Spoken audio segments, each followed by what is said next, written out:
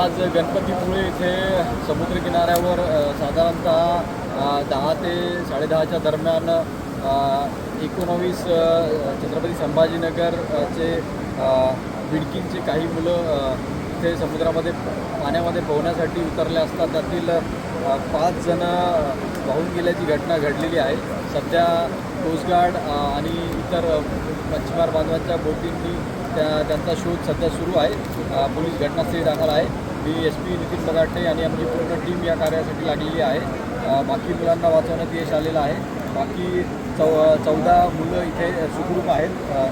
जे मध्ये मुले गेलेले आहेत त्यांचा शोध सुरू आहे. ते असे की आदित्य राऊत, अनिकेत हिवराळे, आनंद नरवडे, प्रेम आदमाने, यश कांबळे हे 5 मुलं समुद्रामध्ये गेलेले आहेत वाहून. त्यांचा शोध सध्या सुरू आहे आणि पुढील तपास पोलीस करत आहेत.